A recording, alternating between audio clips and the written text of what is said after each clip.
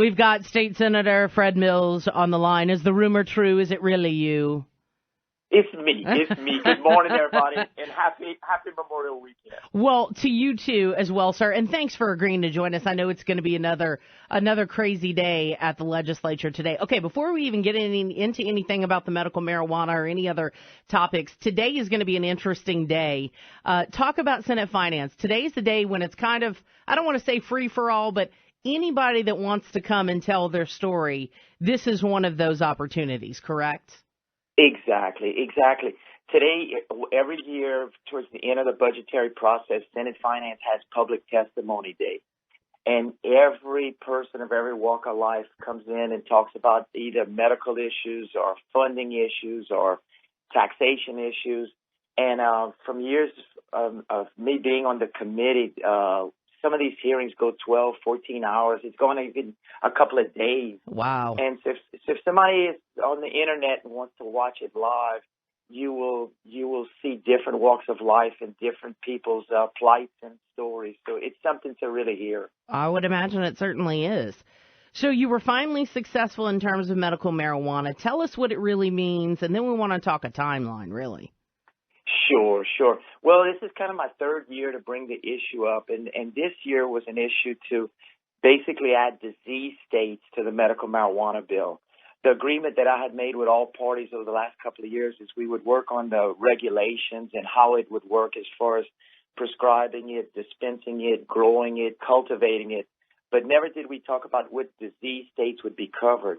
So this year we added 10 disease states that would be covered where a physician could recommend or prescribe medical marijuana for a patient with either cancer or HIV, seizures, epilepsy issues, Crohn's disease, multiple sclerosis, multiple dystrophy. So those diseases now are allowable diseases that a physician can utilize medical marijuana for a patient.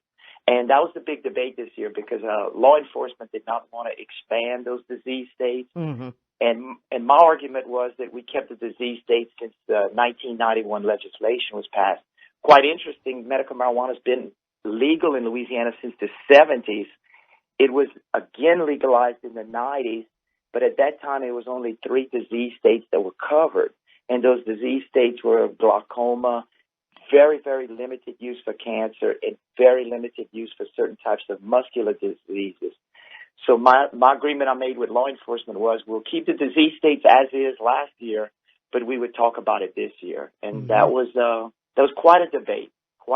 I would imagine so. Overall, how would you characterize this legislative session? I mean, everybody is thinking, I know you guys have work to do, but obviously the big focus is, how do we enact legislation that can somehow impact the budget? And TOPS was a big part of that discussion. How would you characterize this session? I mean, do you feel like you're constantly under the gun? Yeah, and I think it's kind of been 2 parts. I think you've had the regular session where you're debating things from raw milk to pro-life issues to, drones to everything else, and to the public. It's like, why are these guys doing this? Right. It's time to talk about the budget. But, it was a regular session. People have issues. Those issues are important to different groups. So we have that debate going on right now. But it's like almost the reset button has been hit. And for the Senate, at least, the budget takes center stage next week. Mm-hmm. So you're trying to juggle 2 or 3 things at one time, and it gets to the public, it almost gets confusing. Like, what are these guys doing? But to everybody else, it's like, I'm chairman of Health and Welfare. We must have debated, can people buy raw milk versus pasteurized milk? We must have debated that for hours and hours.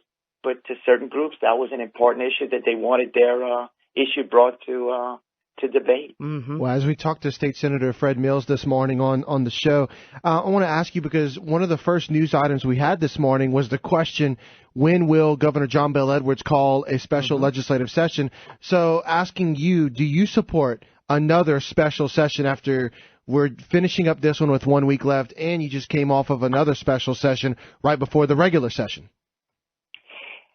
I think instinctively right now I would say yes, because there's some things I think we do need to debate from a revenue stream, either pro or con. I do want to reserve that total answer until I see the final budget that Senate Finance brings to us next week. Mm-hmm. Yeah. And they are combing that budget. I mean, I used to be on the committee for 4 years, but now I'm not. But they are going through that budget line item by line item, department by department.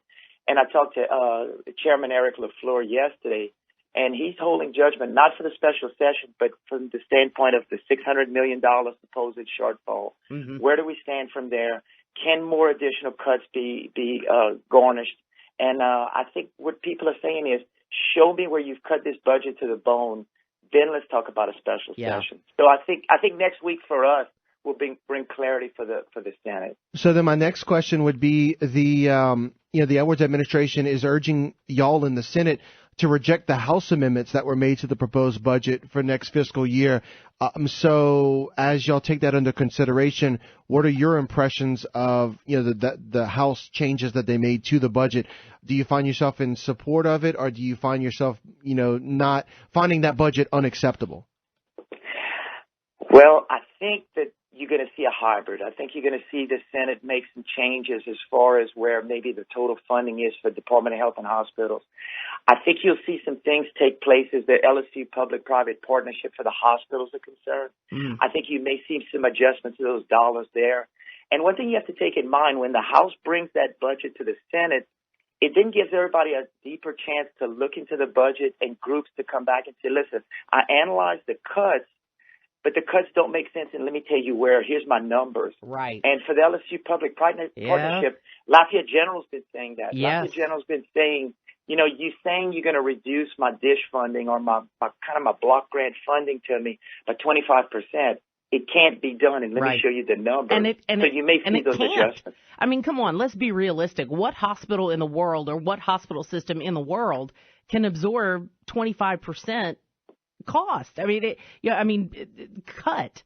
It's not realistic. That's not realistic.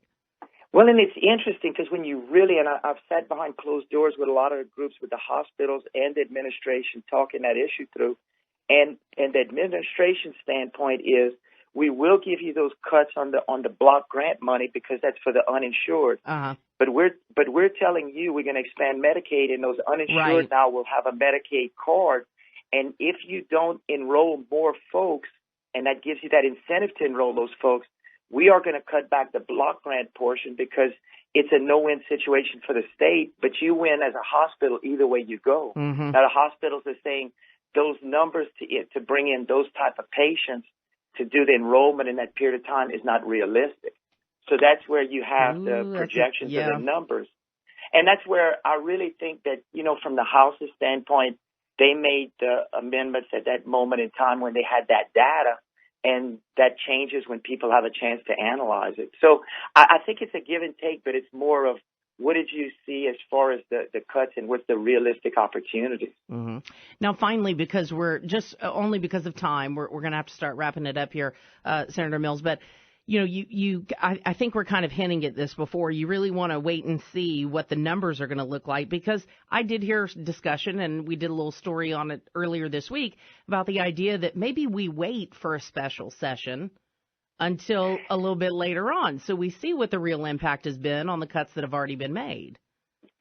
Well, that's a good point, but once again, I guess I'll come back to the public-private partnership because I really deal with a lot of the health issues.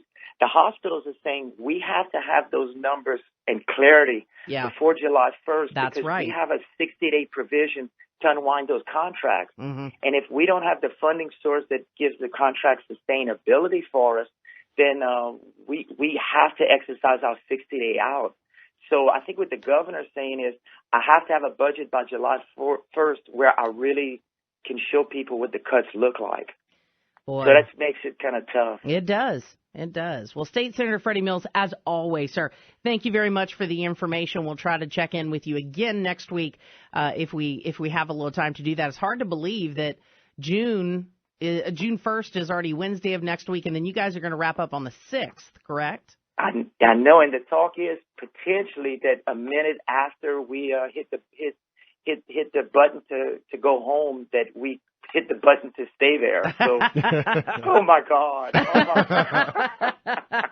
And I went house to house and asked for this job. Yeah, I know, right? Definitely wrong with me. Yes. I was going to say, you're like the hardest working man in showbiz, buddy. Oh, thanks for always letting me be on the show. I appreciate it. Well, we appreciate Yeah, your we time, appreciate you. sincerely, sir. All right, have a great weekend. Y'all take care.